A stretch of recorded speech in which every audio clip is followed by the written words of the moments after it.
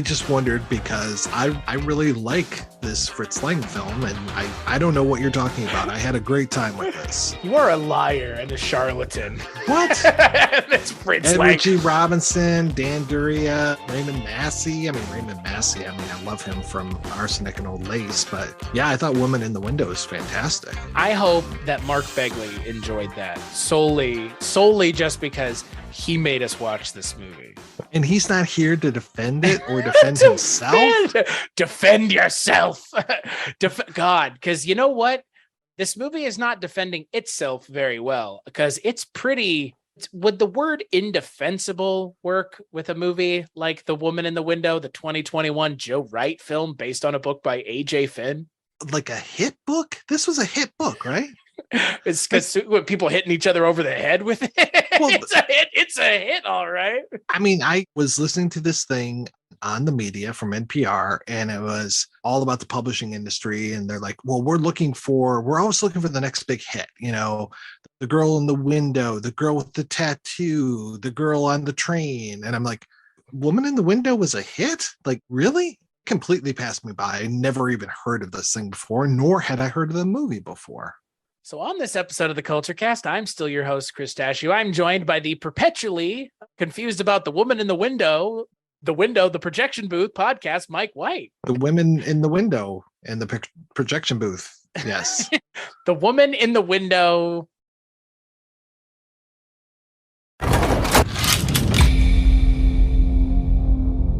This is a safe place. I'm agoraphobic. I can't go outside. I've been slipping, getting into a really dark frame of mind.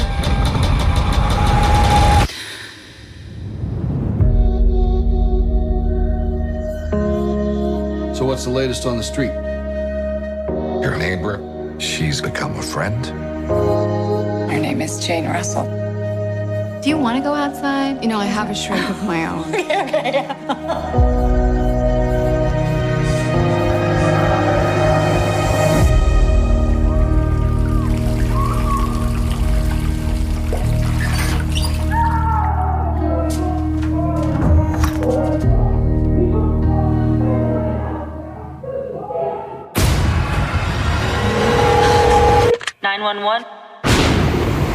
My neighbor Jane, she's been stabbed.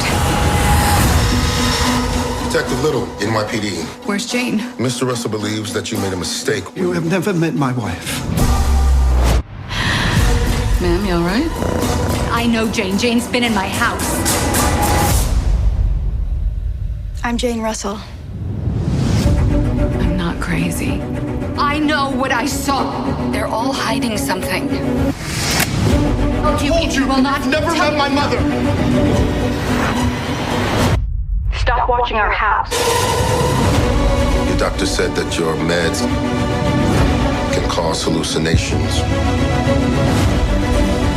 I'm not hallucinating.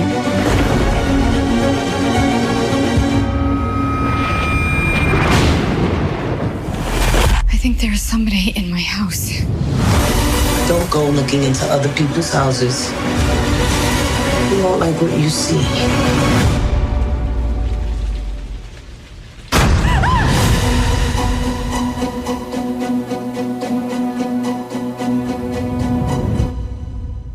Yeah, Mark Begley programmed this for us.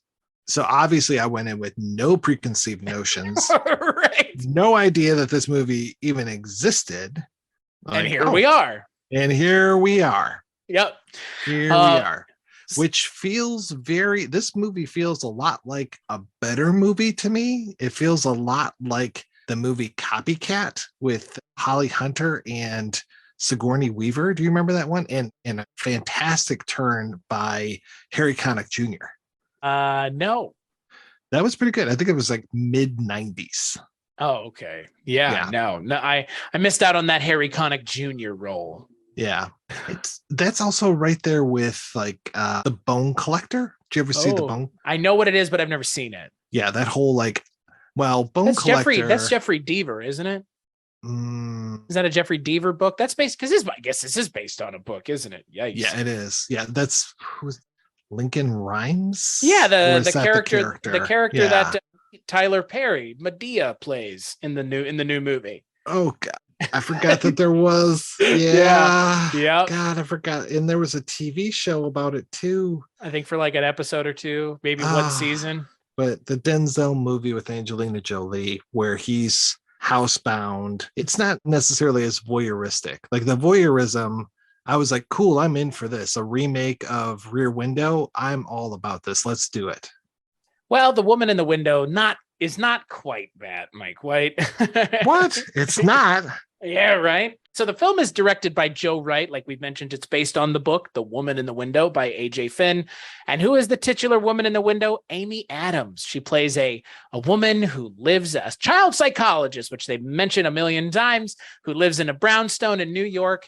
And she's apparently separated from her husband and her daughter, and she's an agoraphobe. We don't know why, but she is. So she spends all of her days looking out the windows, trying to figure out what everybody else is doing, and she gets embroiled in a possible murder of her across the street neighbor who just moved in, the Russell family. Yeah, we will be talking spoilers because this is a movie that came out a year ago on Netflix. But guess what? It is on Netflix, which means our opinions essentially shouldn't matter on whether or not you should watch it because it costs a whole lot of bupkis to do so. And it's effectively a new movie. So, Mike, let's just get right into it. What did you think of The Woman in the Window? I feel like it could have been better. Like, whoa. I know, very controversial opinion. Yeah. Just felt so familiar. It was so many of these tropes that I've seen. Like, how many movies have I mentioned already? And we haven't even started talking about Woman in the Window. And I really like, they telegraph all of the Hitchcock stuff so much, even to the point of like her watching Rear Window. And I know she's watching Laura, which is not Hitchcock, that's Preminger, but just like, it's pulling from better things and it's not living up to what it's pulling. I mean, I'm a huge Rear Window fan and I was just like, oh, this will be great. I even like some shitty versions of that. Like, what was it? The Lookout was one of them.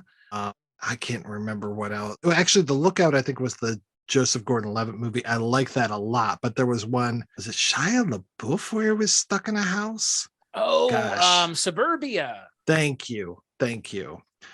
But this, like, you don't just catch agoraphobia because of a traumatic incident. You can't just like unlock, oh, I had this trauma. Now I'm okay walking outside. It doesn't work that way. And how does she visit her patients? Or do they visit her? Or is this all via Zoom and Skype and stuff? I guess she visited her patients in person before she became an agoraphobe.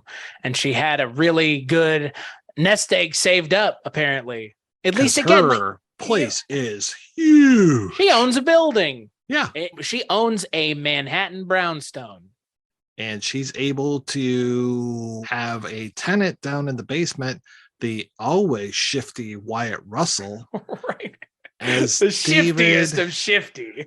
What, he's David Winters, but then he corrects it to Winter, but then she keeps calling him Winters through the movie. And I'm just like, did you not hear him correct you? I don't know. How much of this movie is real and how much of this is in her head? Is Anthony Mackie alive or is she talking to a dead person on the phone? She's having an interior monologue. Okay. I assume. Right. Yeah. Because he's dead. The daughter's dead. Mike! Sorry. How could you? I could see it about a half an hour in, maybe 20 minutes. Yeah. Well, the way it's presented also doesn't do it any favors. It's presented in such a way that they draw attention to it, which means it must matter to the narrative more than just her talking to her husband, because you never see her interacting with the phone. It's always her just like talk. You hear what you perceive to be her talking on the phone, but you don't see her talking on the phone. It's sure. Yeah. I don't know. Like, I didn't read the book, but Tracy Letts' script, it's like it's written by robots.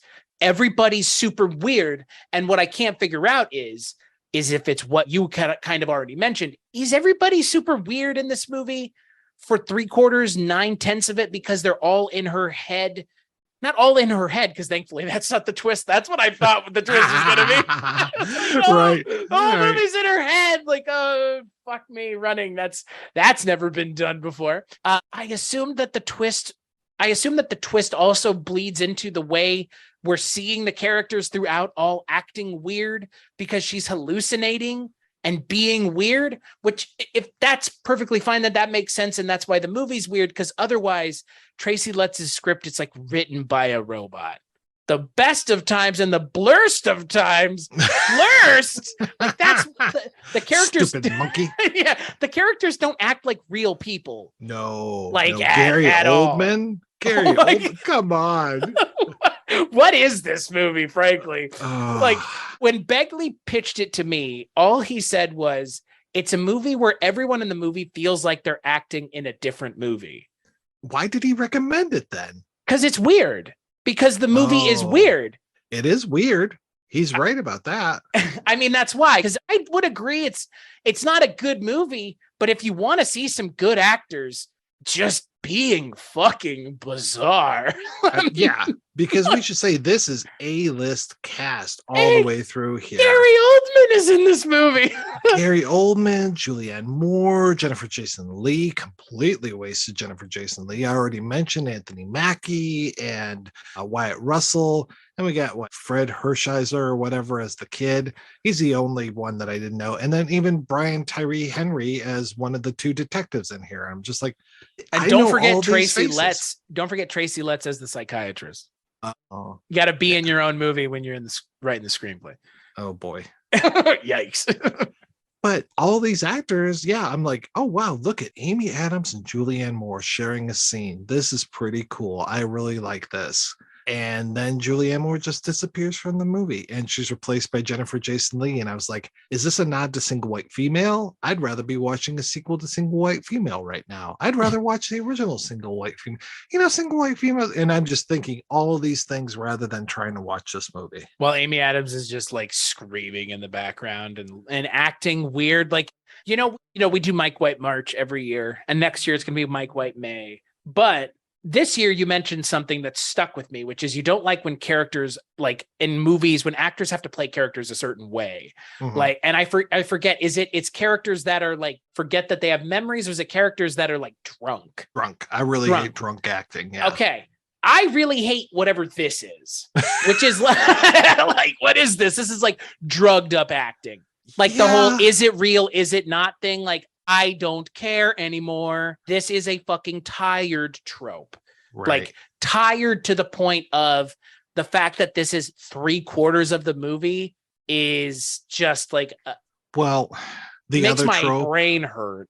The other trope that I can't stand is we're not crazy, you're crazy. This whole like I would say like ultimate gaslighting kind of thing. Like, my daughter was on this plane. No, she was not on this plane. We've never seen your daughter on here. Or, where's my wife? Oh, your wife wasn't even with you when you checked into this hotel room, sir. Like this kind of gaslighting bullshit. And it's just like, no, my wife isn't Julianne Moore. My wife is Jennifer Jason Leigh. You've never seen Julianne Moore before. Well, what about her earring? And what about this? And what about that? And I'm like, oh God. And they're going to just disprove every single thing through the whole movie. Wyatt Russell, what the fuck are you doing, man? Like, just admit, yeah, she was down on my, like, him holding out is the dumbest part of this entire movie. I don't get, like, if he had just like opened his mouth and said, oh yeah, I was banging her last night, she left her earrings on my bedside table, mystery solved. But instead it's no, she doesn't even exist. We don't even know what you're talking about. It drives me crazy. It drives me crazy because they're trying to drive her crazy. It's very like been done before. I've seen Rosemary's Baby. I saw the Stepford Wives. It's that same thing where it's like, no, you are the one who is crazy. It's right. Like, but do you see your eyes? Like, do you see your eyes? You have like a baby's leg dangling out of your mouth and you're telling me that I'm crazy. Like that's the level of insanity in these kinds of movies that it's like in the mouth of madness. Like, no, you are the crazy one as the monsters are running around outside. Yeah. Like, and the ending of the movie like steers into that with that movie. In this movie, it's like, no, you were not crazy. It was a bad trip. Yeah. You shouldn't have been taking all those drugs, Anna Fox. Yeah, like what? Yeah. I mean, that she loans the kid that lives across the street, this creepiest of creep kids, loans him a copy of Gaslight. I was like, yeah, I get it. I get it. Gaslight. Yes, I got it. God damn. Yeah, Fred Heckinger as the child teenage serial killer is teenage serial killer going on 35 years old, he looks like. Not sympathetic at all. I don't care about this kid. When Gary Oldman smacks him across the face, which you would think maybe that would stop like people in their tracks and say, don't hit your kid in my house. Like, because he just beats the shit out of the kid at one point. And I'm like, okay, yeah, can you hit him again? Because I wouldn't mind seeing that. Fucking Christ. I'm sorry. It's real. I mean, it's the problem with the movie feels like it's just overwritten. Like yeah. Everything is overwritten. Like the audience is a complete and utter moron, and we would never understand anything without them being like hyper overt about it. Uh-huh. Like including Hitchcock on screen. Oh boy. Yeah. Good God. Joe Wright, like what are you doing? He's only 22 years old, but he looks a lot older in this movie to me. I don't understand Joe Wright in this, because like this is also a weird project for him, because he's consider him more of like a period piece guy, right? Yeah.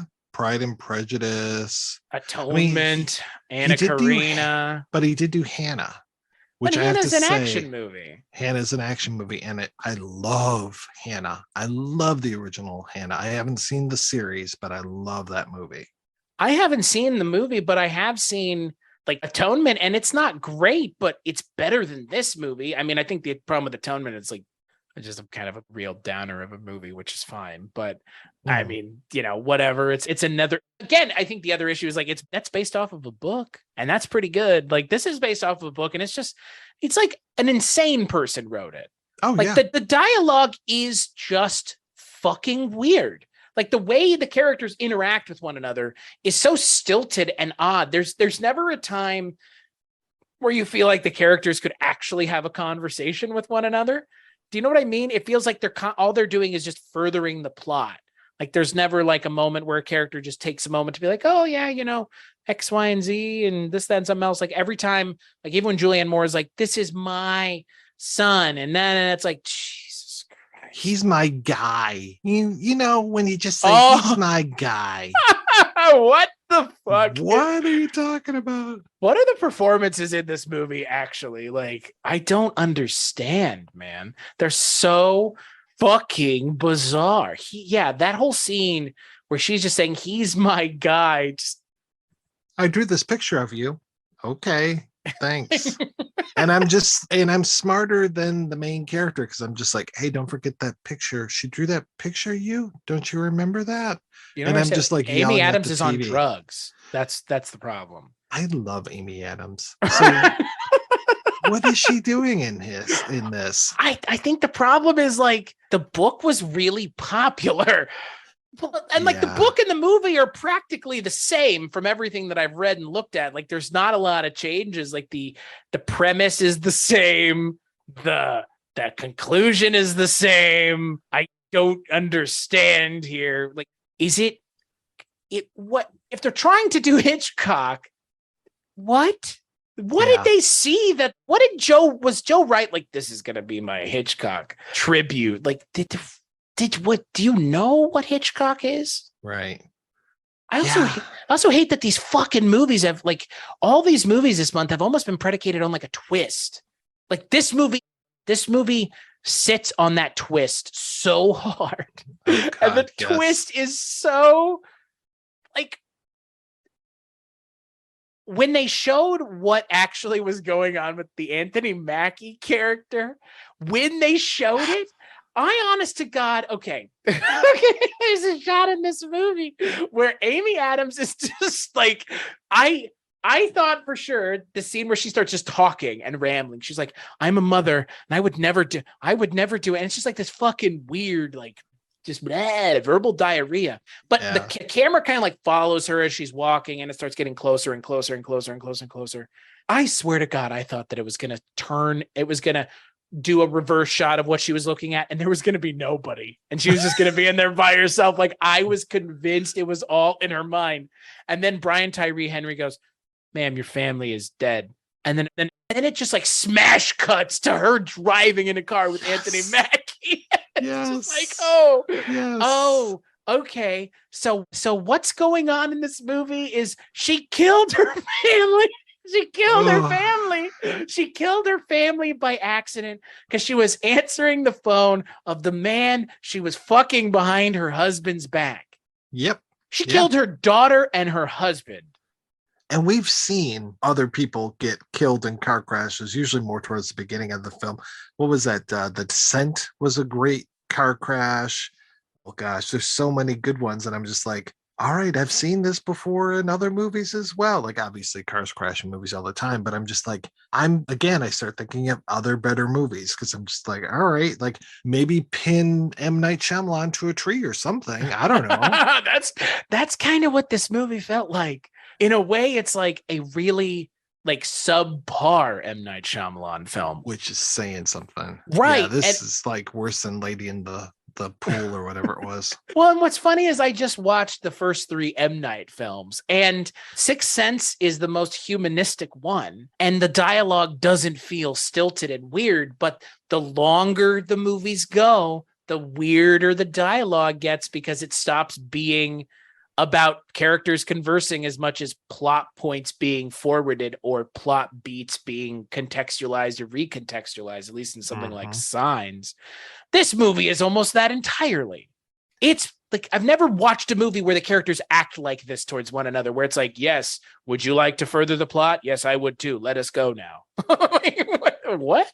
Do they mention that she's in a car wreck before we find out towards the end that she had been? No. Okay. I don't think so. Well, because apparently in the book, there's a physical therapist that works with her, helping her get over her car accident. So I think the book might have actually telegraphed it even more than the movie. Would it have telegraphed it in this movie if she had been going to a physical therapist? Would you have been like, oh, her family must be dead? Well, at least we would have known there was a car accident. Right. It almost feels like the movie's not playing fair in a lot of ways. Like, yeah. I mean, that's the whole, like, the thing with Anthony Mackie and Amy Adams interacting before you see like the one real interaction. It feels like, for all the other dialogue in the movie feeling weird, it's the weirdest because he's like, all right, slugger, like yeah.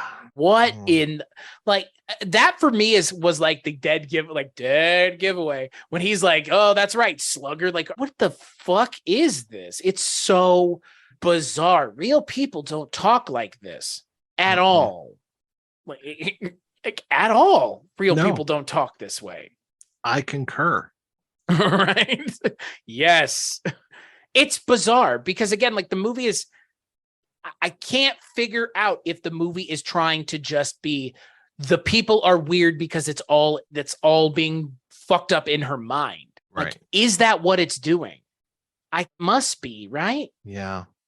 What's weird too, because I thought this was a pandemic movie just because of it is.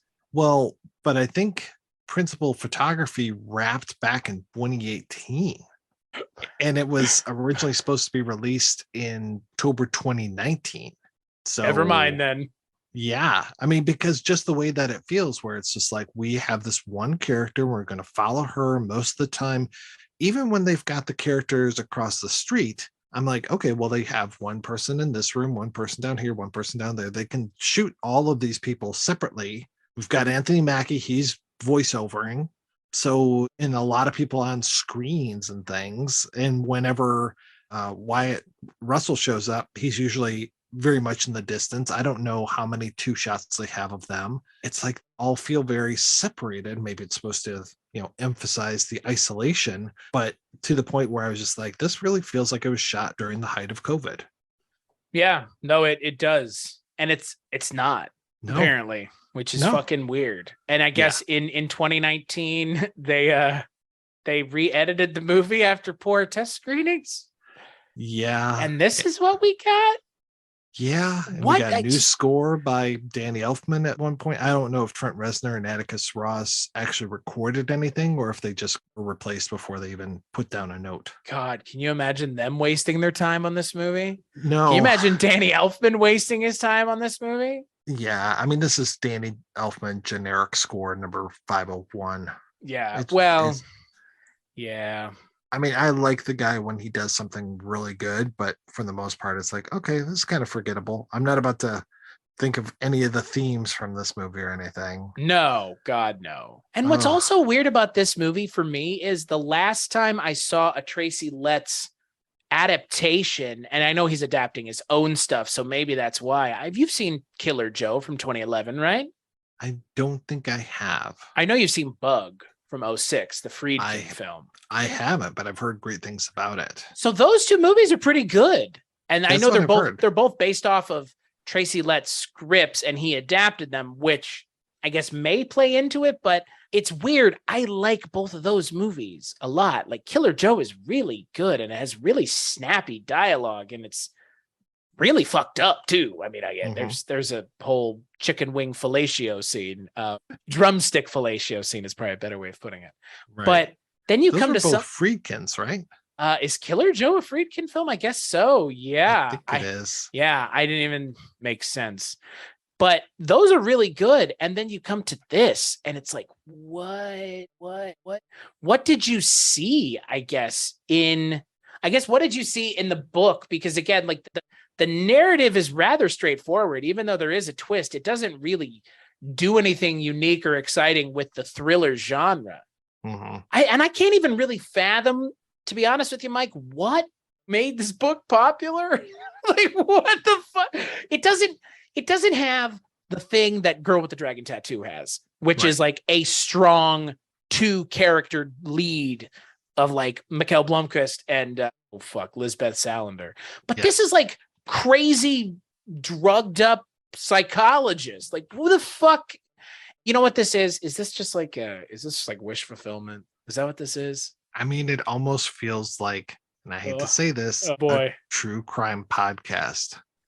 What it feels like to me is like, oh, I've noticed something in my neighborhood that no one else has noticed. Right. Like, I honestly thought she was going to be a podcaster. And let me tell you about the exciting news all about Casper mattresses. That's what I sleep on every night when I take all of my drugs and fall asleep.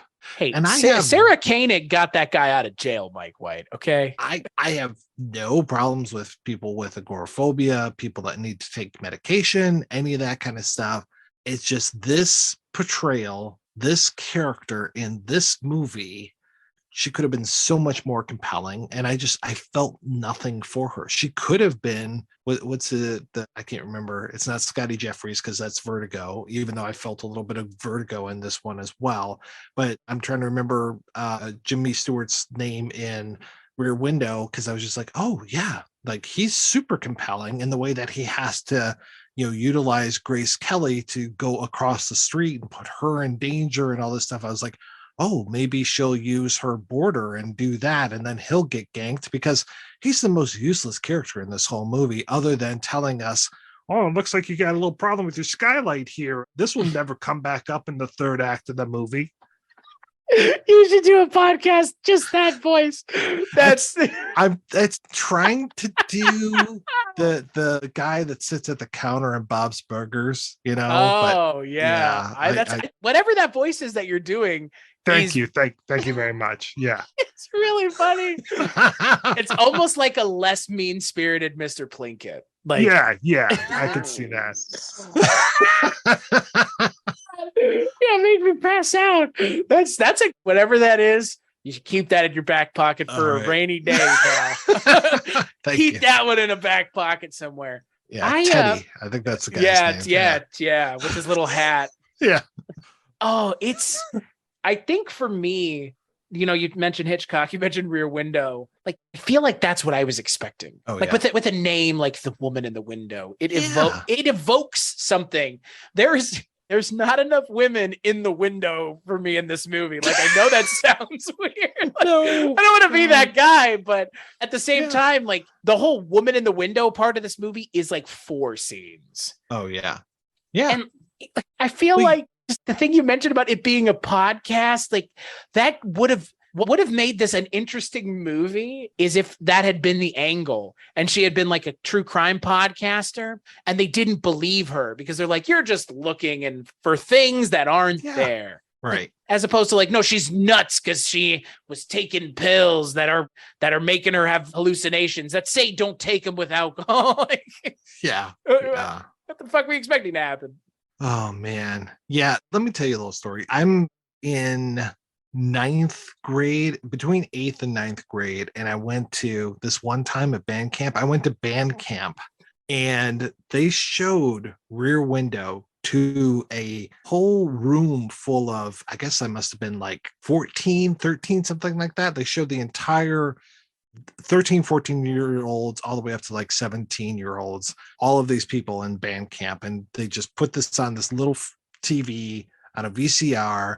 Here's movie night. Good luck. You could hear a pin drop. That movie, it was probably at the time 40, 30 years old. It had everyone in its grasp. It just had you on the edge of your seat. Thinking about that scene of like Raymond Burr across the street where you just see the light from his cigarette glowing in the dark. You know he's there. You know he's watching Jimmy Stewart. When Grace Kelly does go over to the apartment and you're watching and he's there screaming like, get out of there, get out of there. It's so great. And this movie had none of that. No tension whatsoever.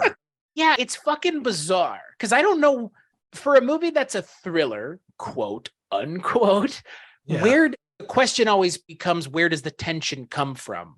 And to your point just now, I don't know where it came from because there wasn't any. There was none. There was never a moment in this movie where I was like, oh my God, Amy Adams is in danger. Even at the end of the movie where there's the twist of the kid across. So the kid across the street's a serial killer, by the way. It's like the laziest twist of lazy twists. Because why? Why do you say that? Because there is a scene in this movie where it's the woman in the window part of the movie. It is the Rear Window like ripoff scene.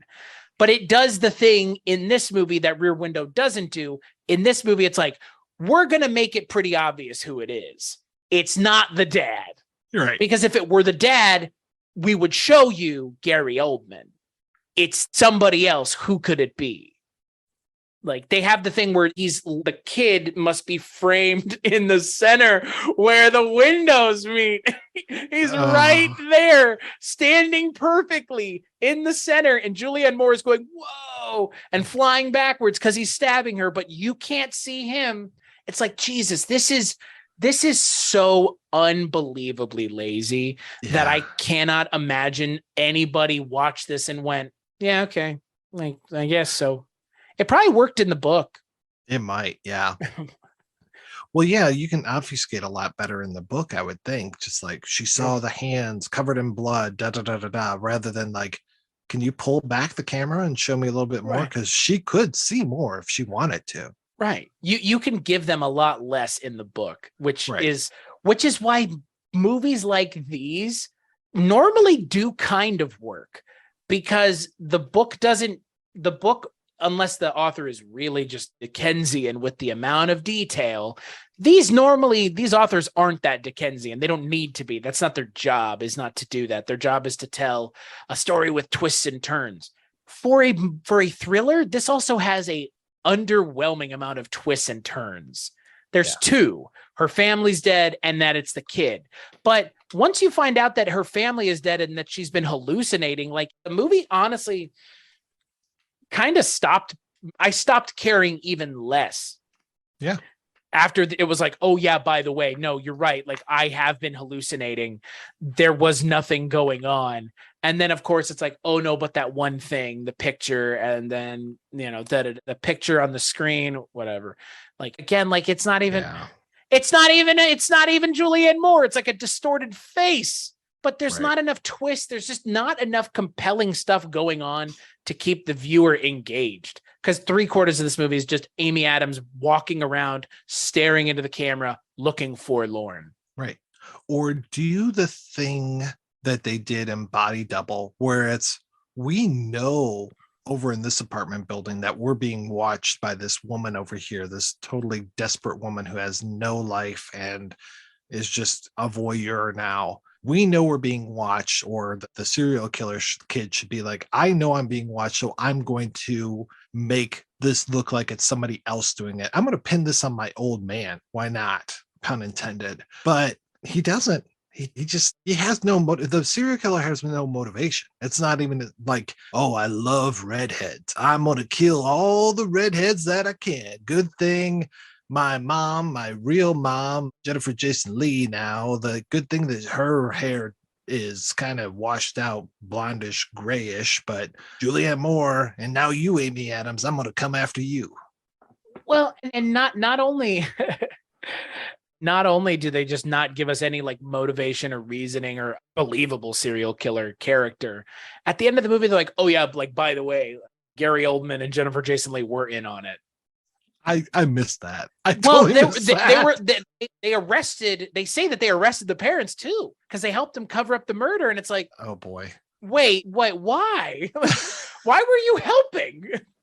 Why did you help? Like, so they were in on it, but they weren't in on it, but they were in on it. Like, they're the most ineffectual cops too. Like, the cops are written like idiots. Everybody's written like an idiot in this movie.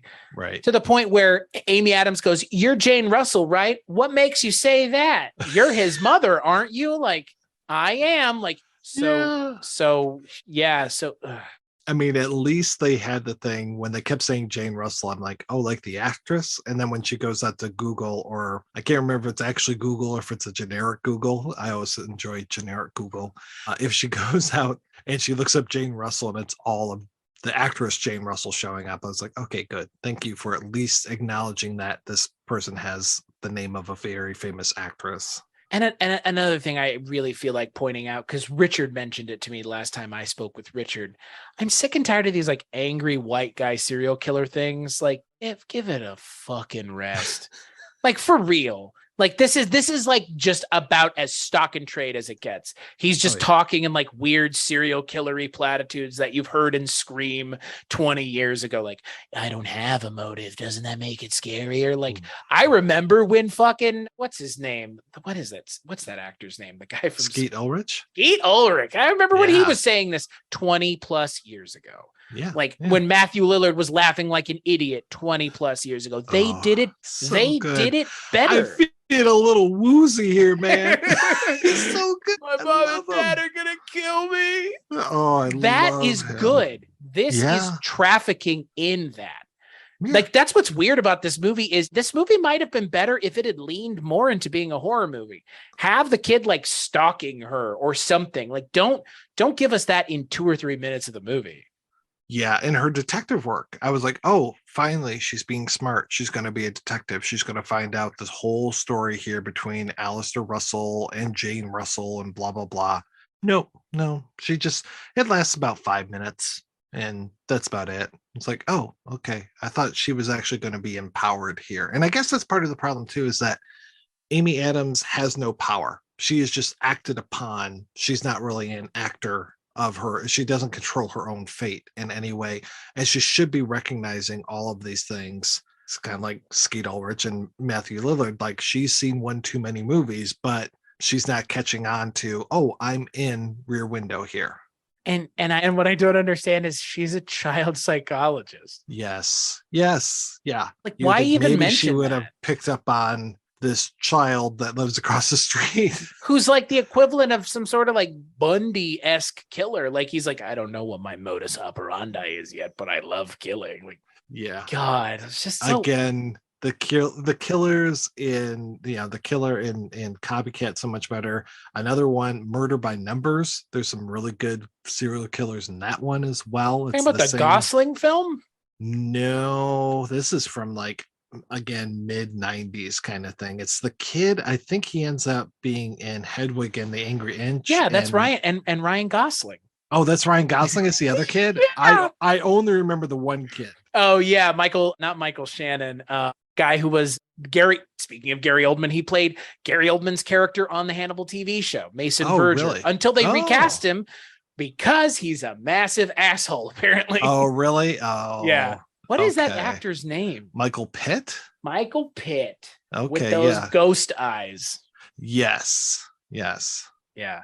Also, that's what they were going games, for. right? Yeah, right. That's what they were going for with this movie. Like that's what they're trafficking in, is like a creepy, and it also kind of feels like cheating when she first meets him and he's clearly playing like on the spectrum. Oh yeah. Right. And like I know that's like he's doing that intentionally to disarm her because he already knows that he's a serial killer, and at this point he's already killed one person and he's going to kill 2, 3, but almost 4 by the end of the movie.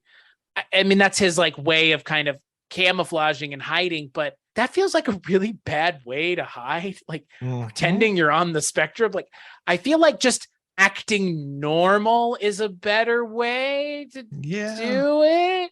It doesn't make as much sense otherwise. Don't draw the attention to yourself by literally drawing attention to yourself at all times. Right. It's I'm sick and tired of these serial killer stories that are just like they use the term serial killer to just make him, he's a bad guy. Right. It's so fucking lazy. Like this movie is just kind of feels lazy. Like in the book that it's based off of must also be rather lazy. That's my guess. I mean, it feels like this was the book that you pick up on your way out the checkout, and you're just like, "Ooh, this looks interesting. Oh, I'll pick this up." And like it's like a beach book. Totally a beach book. Yes. Right. Yeah. But like Brad Meltzer is the beach book for your dad, and like this is the beach book for your mom.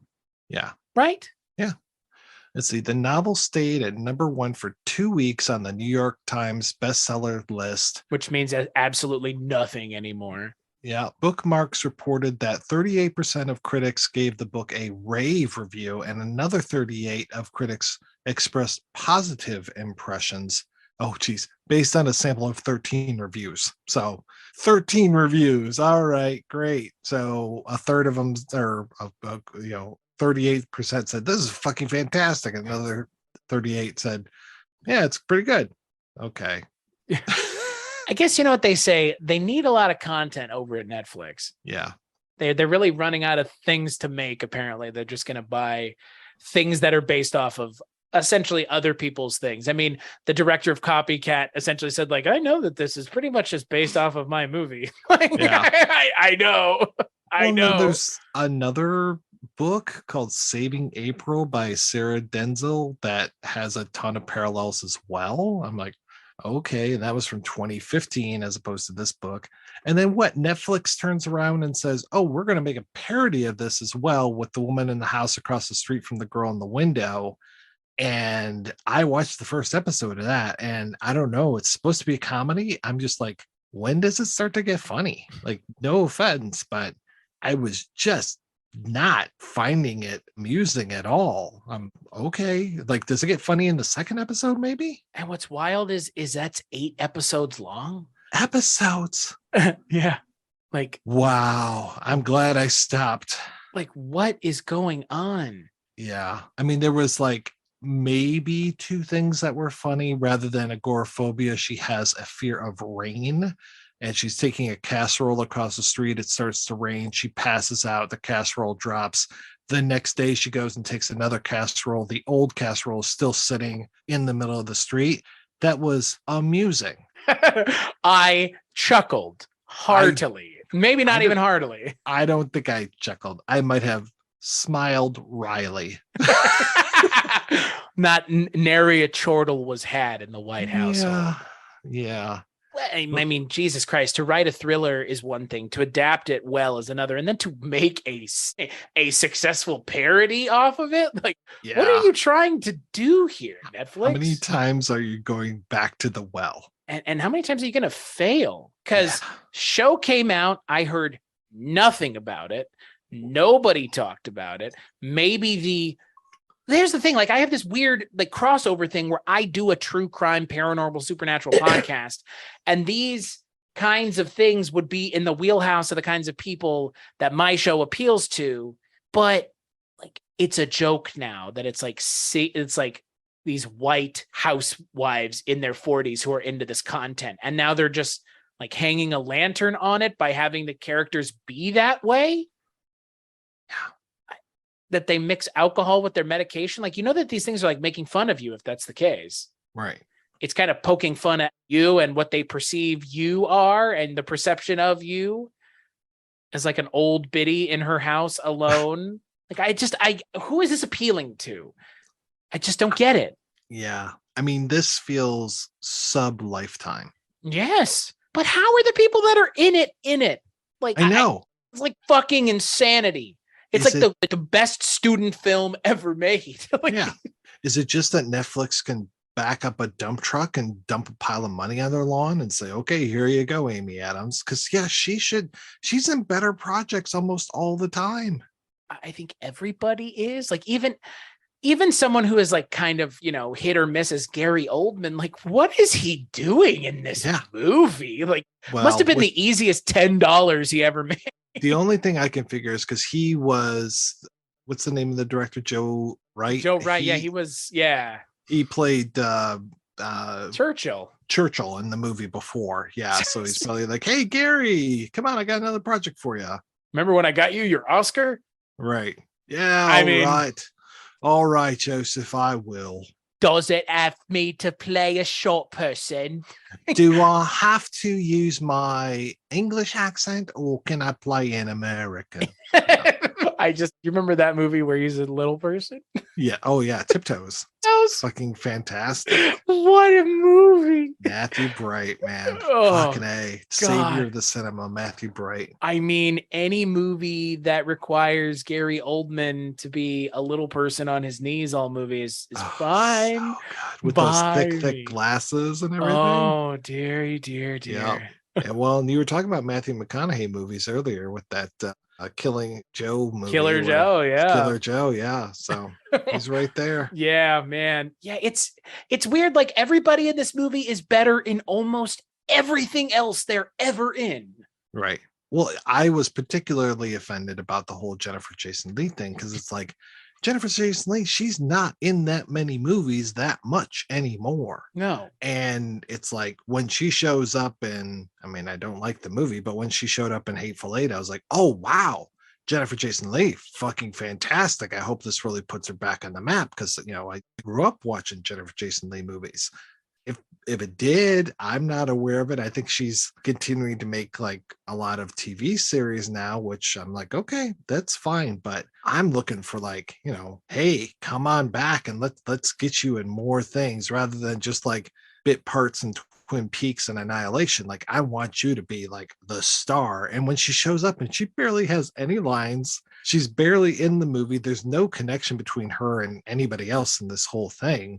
I'm just like, he rent her from like did he call a service and get her to show up here? Because or is it just stunt casting? Like, I'm like, what is this? I don't know. It's super odd because she shows up and on top of everything else, they like do this thing. I don't know how else to call it. Like ugly her down. Oh, I know. Like to make it seem like are they trying to do it so that it's like not her? Like, I don't like not draw attention to the fact that it's Jennifer Jason Leigh. Like, I don't understand. Well, that's the thing too, because I'm like, well, they should have at least given her like red hair to have her look a little bit more like Julianne Moore. Like, I could see, going back to single white female, like I was thinking like, oh, she's the doppelganger. She looks so much like Julianne Moore that we can say, Amy Adams, you're ridiculous. This is my wife. You mistook her for somebody else or somebody else that looks kind of like her, and like really make that difference difficult to tell. But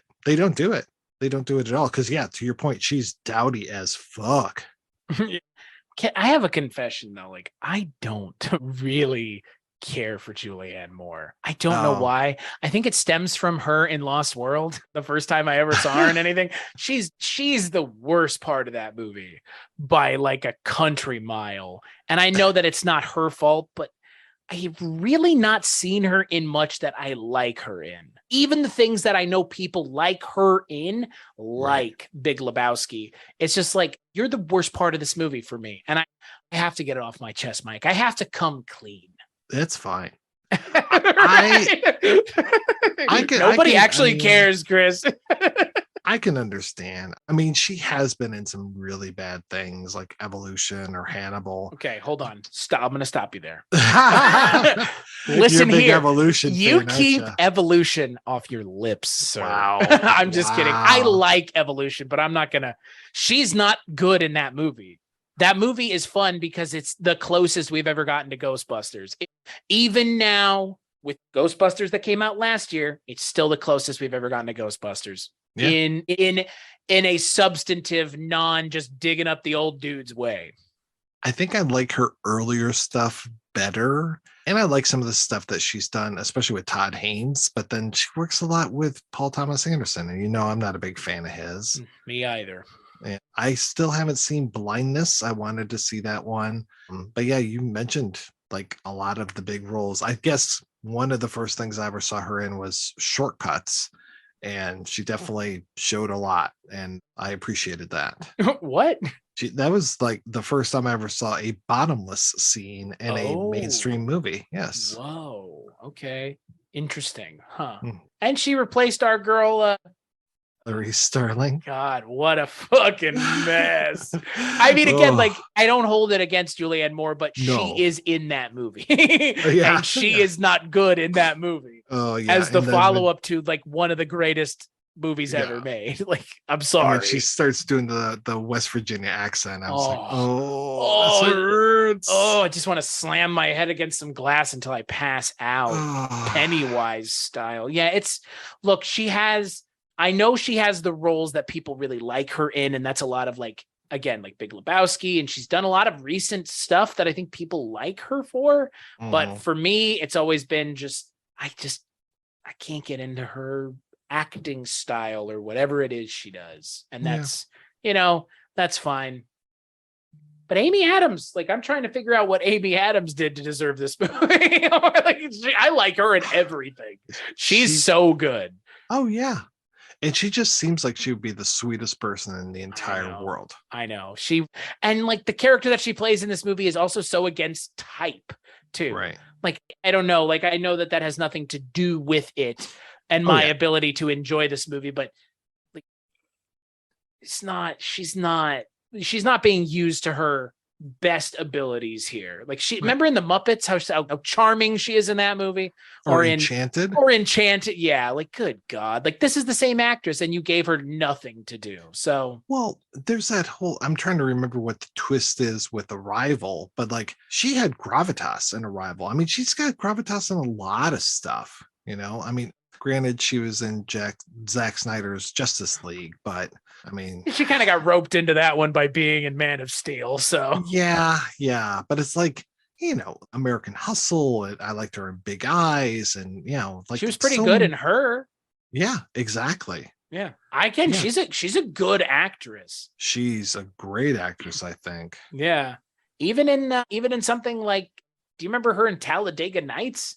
Oh yeah.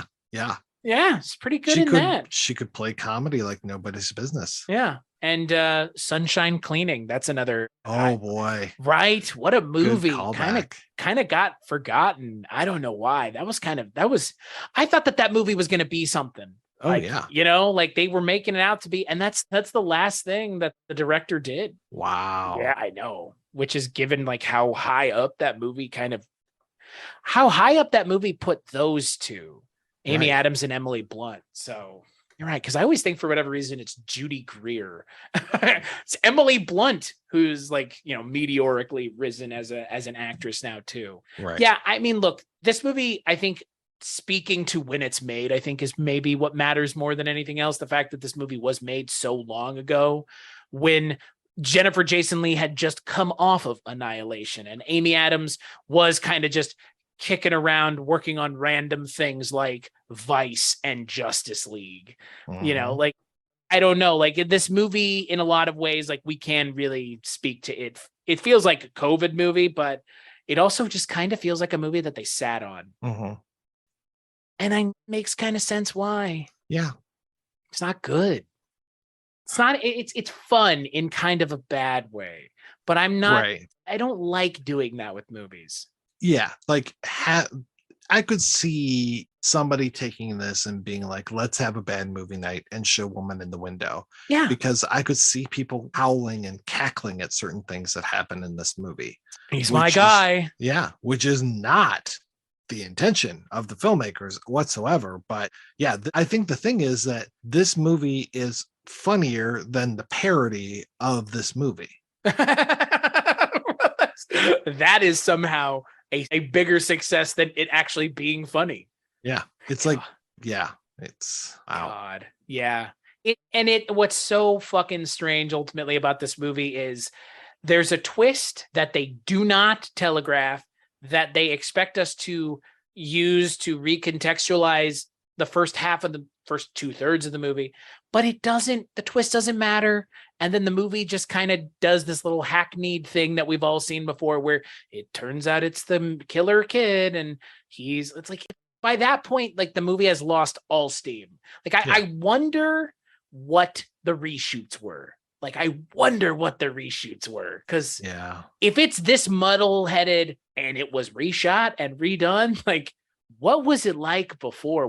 It feels like, for me, most of my criticism with this movie is in the third act, where it just like has completely fallen apart. Like, right? Like it just kind of limps into the third act. Yeah. Oh yeah. I mean, just the way that these actors are separated, they could have recast any one of these actors, and that could have been the reshoots. It could have been like, you know what? This kid really isn't working out. We're just going to get a new serial killer kid, or the downstairs boarder isn't working out. We're going to get a new guy. Any of that. Or, I mean, for fuck's sake, Anthony Mackie's character could be replaced so easily because there's one scene where you actually see him and the rest is all voiceover. Yeah, I feel like a lot of this just goes back to the source material and being hamstrung with a weirdo book, but the book is popular. People liked it. This is not like they were adapting some weird thing that people have been asking for, but nobody has been willing to adapt. This should have been a rather straightforward story, but instead of it being a straightforward story, it hinges on this whole, you don't know what reality is because you're drugged up. And I just, like you said, with characters being drunk, you're not a fan of that. I'm not a fan of this either. Because like questioning one's reality is done very poorly more times than it's done well. And certain things are trading in it almost entirely. And this apparently is one of those things. And I don't think it's very successful. And we're supposed to understand that the first 3/4 of this movie is not really the way it happened. And okay. Yeah. Fuck you then. She's actually like, there are two people that are the same person. It's her and her alternate person, Tyler Durden, that just keeps showing up. Oh, thank you. Is that what it is? But what we needed was a montage to show us like, oh, that was actually Tyler doing that, not her. So yeah. See, and ultimately for me, like, I don't know how you feel about, how do you, as we bring this episode to kind of its logical, I would say abortion, but conclusion. Jeez, that's not legal in this state. I'm sorry. Yeah, right. How dare you? As we bring this episode to its logical conclusion, how do you feel about movies with big twists in them? As long as they're handled well, great. Yeah. Like, yeah, Memento. We talked about Sixth Sense. Like, yeah, there are some great movies, and the movies where I want to watch them for a second time to get that twist again, or to see like those hints. But then you get other movies with twists where I'm just like, I don't want to ever see this again. Like some of the other M. Night movies, or I'm not a big fan of The Usual Suspects, because once they revealed what happened in that, I was like, I don't really want to watch this again. I don't care how this stuff happened. Talk about another movie that almost relies entirely on a storytelling format that very little people do well and a massive twist. Yeah. Ugh. Duh. Yeah. But yeah, I mean, some of the M. Night stuff, like The Village, I'm just like, yeah, no shit. I feel like, again, I just recently did an episode with Mark Begley all about those early 3 M. Night movies, and only one of them really has like a big twist, and it's The Sixth Sense, obviously. And I said it there, I'll say it here. The best kind of twists in movies don't really change anything as much as totally make sense when you go and relook at it. And it just recontextualizes everything, but it doesn't outright change things. Because the worst twists are the ones that like make no sense, completely change things, and leave the audience going, well, if I go back and watch it, did you break this like 8 or 9 times and just not care? Because like they do it all the time in really crappy thrillers, horror movies, stuff like this. But the thing in this is actually like rather handled rather well up until the moment where they reveal it. Because again, like it's obvious what's going on. We just don't know what it is. There's clear that something is happening. We just don't know to what extent or how much or what it is. But when they use this twist to like show us, no, she's been on drugs, she's hallucinating, her family's dead, and her brain can't handle it. Like, it doesn't change anything. It changes nothing about the movie. Frankly, it makes us ask more questions like, is everybody's weirdo acting just because of her being on drugs then? Because then it would have made more sense if they had shown that she was just like, everybody starts acting normal the moment she's off of the drugs. And I was kind of wondering, did you notice in the movie if that was the case or not? Because I was kind of watching to see if her interactions with people got more stable. And there are so few interactions past the twist that we really don't ever get to see. Right. Yeah, it's just her and the cop. And I'm like, okay. Like his interactions with her were kind of like that to begin with. Right. And like, we don't really see Wyatt Russell enough to know. And then Fred Heckinger, like, yeah, he was putting on airs the whole time anyways. So his interactions with her were never that like ones to look to anyways. So I wonder if that's what it was. But if that's the case, that's us doing that, not the movie. Because I got to assume that the movie is not doing that intentionally. It's just poor screenwriting. That's my feeling. Yeah. Yeah. What a weirdo movie, man. Yeah. I expect less weird movies with these actors, like a movie to be significantly less weird than this one is. Yeah. With like some of the 3 of the bigger actors working in the industry right now. Like, I mean, I didn't realize I've been so out of touch, but like this got nominated for so many things for the Razzies this year, and I just didn't even pay attention to the Razzies, as if they didn't mean anything and were just kind of mean-spirited and wrong most of the time. I mean, any award that's given to people for, bad things, I feel like is kind of like you're just terrible too for assigning that. Exactly.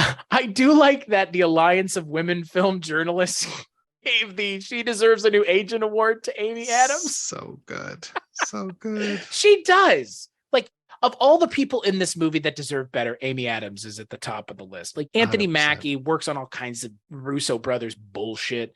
And Gary Oldman's been acting for so long that you could go look at, we already mentioned Tiptoes. Like, we already mentioned his weirdo stuff that he's worked on. But Amy Adams is a much better actress than to be a lead in this kind of like bizarro fever dream of a movie. Yeah. But she's my guy. That's my guy. What a fucking, that's going to be the thing I remember from this movie. He's my guy. But you're never theirs. They're never yours. You're theirs, Mike. Don't you understand that? Yeah. It's like, I'm glad you got murdered. It's deep. Julianne Moore is playing the kind of character that just like, I don't know what that character is, but Julianne Moore played it really well. I'll give her that. Like, just like the manic mom of the year. Yeah. Ugh. Manic pixie dead girl. Yeah. So, Mike White, final thoughts on The Woman in the Window. Yeah, unless you're planning on watching this with a group and having some drinks or other substances involved, don't bother. Yeah, I agree. It's rare to see a movie with this big of a budget, with this many big name people, be this bizarre and strange and idiosyncratic in a way that movies with these kinds of actors normally aren't, because these kinds of actors normally don't. You know what this reminded me of? Did you ever see that Matthew McConaughey movie? The really weird one, the one with the really weird twist that's not earned at all. Oh, the one with the twist that literally breaks the movie. Do you know what I'm talking about? Is it the boat virtual one? reality one? Yeah, that's what this reminds me of. I was expecting wow. that to be the twist. Like, honestly, I thought the twist in this movie was going to be she was a podcaster and she had concocted this whole story and she was telling it. I think we might have hit on something that's better than what's in this movie. I think that would have been a better movie. Yeah. Yeah. And that for me is my whole concern with this movie is there is a better movie in here. This is just like the easiest, weakest, and most mainstream ready way to do this story. Mm-hmm. And if that's what they were going for, they nailed it. But too bad people didn't really want to watch it. I guess people read the book more than they watched the movie, which is fine. So, and maybe that's fine. Maybe this is a really good book and we're just slagging it off. Maybe this is the perfect beach book. I'm sure it is the perfect beach book. I'm sure it is. It probably is. Yeah, this is... Ugh.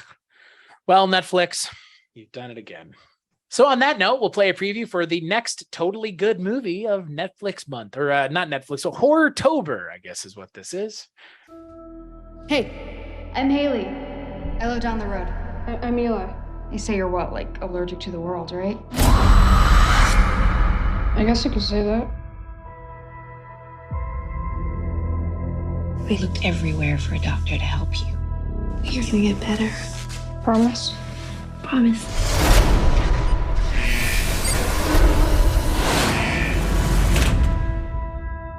Hello, Eli. I'm Dr. Horn. Hello. I hope you don't think of this as a medical facility. To me, it's a home. And for now, it's your home. Oh, it's been so long. Everything we hoped for is right here. Shall we begin? What do you think is making you sick? Lots of things. The air, water, dust. Eli's gonna get worse before he gets better.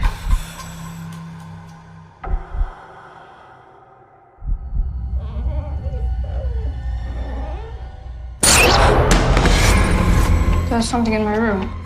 Bad dreams are a side effect. It's perfectly normal. I don't mean to freak you out, but this place gives me the creeps. I think she's making me sicker. It's the medication. I know it's not the medication. Why do I feel worse? Because it's working. I think something bad is happening.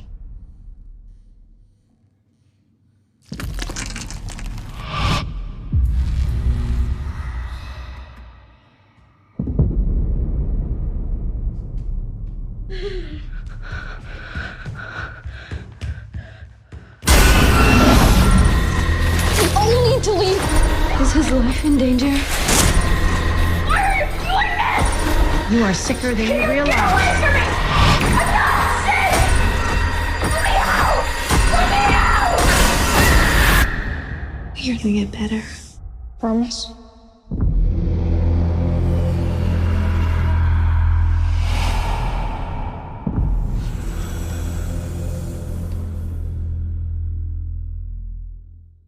That's right. On the next Horrortober, the Horror of Netflix edition, we're going to be talking about Netflix's Eli, which I have been told by Mark Begley is probably the craziest movie of the month, twist-wise, narrative-wise. So we'll see. I'm going to be joined by the Taxi podcast, Harris Porter. It's going to be his first time on here without Father Malone. So no training wheels. The training wheels are off, boys. Meat's back on the menu too. Until then, Mike, what's going on over at the Projection Booth podcast? Well, I'm just watching really bad made for Netflix movies, and that's I'm me. Be moving. Oh, right. No, I'm just watching really bad made for Amazon movies. How's that? Oh, okay. I'm just watching Crackle and just enjoying Tubi? A lot of Crackle. Yeah. What was the other one? What was the one that was there for a hot minute and then it was gone? Ubi? Zubort? Oh, the Katzenberg one. Quibi. Yeah. Quibi. We're bringing back Reno 911. It'll bring everybody to this platform's gone. Yeah. My home planet needs me. I was there for 8 months. That was it. Fucking Christ.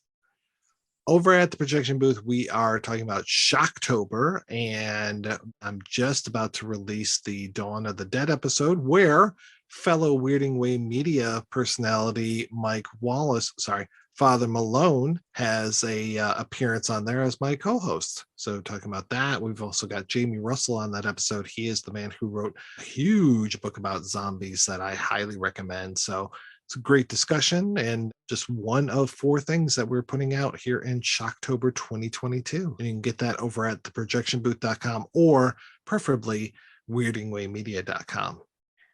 Yeah, I would say the same place you could find me is weirdingwaymedia.com. 19 podcasts, including this one and counting. And if you can't find something over there to listen to, are you really looking that hard? From new stuff to old stuff and everything in between. So that's where you can find me, Weirding Way Media. Mike and I do a lot of podcasts together. Father Malone's got some stuff, and some people that have never been on my show or most people's shows. They have their own shows. Everything you could ever want at Weirding Way Media. This show, culturecast.com, the Culturecast on all social media. But that stuff sucks. We all know it. I know it. You know it. Don't just listen to the show, rate and review on iTunes. That's all you got to do. Mike, thanks for joining me. Thank you, Chris. I appreciate being here. I hope so. Yeah. Yeah. Oh, yeah. Yeah. Because, like, how often do we get to talk about new bad movies? Infrequently. Very much. No, I mean, I think the last time was Zack Snyder's Justice League. God, yeah. Hey, Amy Adams. Hey, I find a good Amy Adams movie to watch together at some point. Exactly. Stinking it up with everything else. Jesus. And, yeah, we'll catch you on the next episode.